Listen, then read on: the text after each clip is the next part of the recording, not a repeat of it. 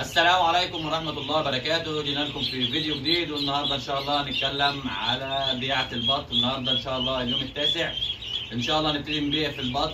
النهارده البط إن شاء الله ب 120 جنيه للجوز، وهنتكلم مع بعض في الأرباح بتاعة البط. وبالنسبة لتكاليف الدورة، تكاليف الدورة يا جماعة إن شاء الله هنتكلم فيها في الفيديو ده كله. لو أنت أول مرة بتشوفني يا ريت تشترك في القناة وتعمل لايك عشان يوصلك منها كل جديد.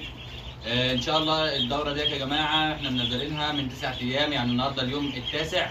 والدوره كانت عمر يوم كان البطايه عامله 35 جنيه. البطايه ديت بطايه ستار، مش بطايه عاديه ولا بطايه بيور، اعلى بطايه في السوق. كان البطايه كانت ب 35 جنيه، يعني الجوز عامل 70 جنيه عمر يوم. طبعا هنتكلم النهارده على تكاليف الدوره كلها، وهقول لكم الربح بتاع البط قد ايه بالظبط. يعني النهارده الارباح بتاعتنا كلها ان شاء الله هتكون موجوده على القناه بتاع البط، وان شاء الله هنتكلم فيها ونبتدي معاكم في حساب الدوره. طبعا البطايه احنا جايبينها ب 35 جنيه عمر يوم، يعني 500 بطايه. دول 500 بطايه يا جماعه، 500 بطايه عاملين 17500. اضرب كده 35 في 500 هيعملوا معاك 17000 ونص. وجبنا لهم 5 شكاير نشاره، وشكاره النشاره كانت ب 40 جنيه. وطبعا الخمس شكاير ب 200 جنيه، يبقى احنا كده وصلنا ل 17700. وجبنا طبعا العلف، وجبنا 4 شكاير علف.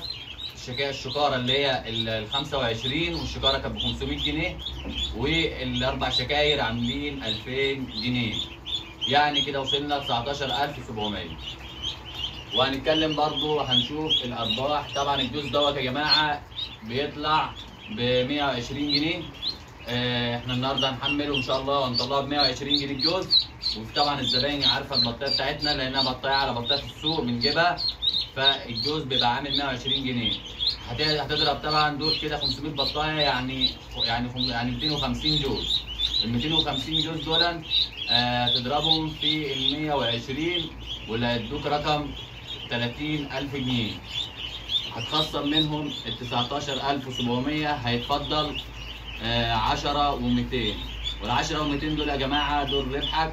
وزي ما حضراتكم شايفين دي في اوضه صغيره، يعني ممكن تكون موجوده في بيتك، موجوده على السطح عندك، ممكن تعمل في المشروع دوت. مشروع مربح جدا يا جماعه، ممكن تعملوه. ولو انت وصلت معانا في الفيديو يا ريت تشترك في القناه وتفعل الجرس عشان يوصلك كل جديد. السلام عليكم ورحمه الله وبركاته.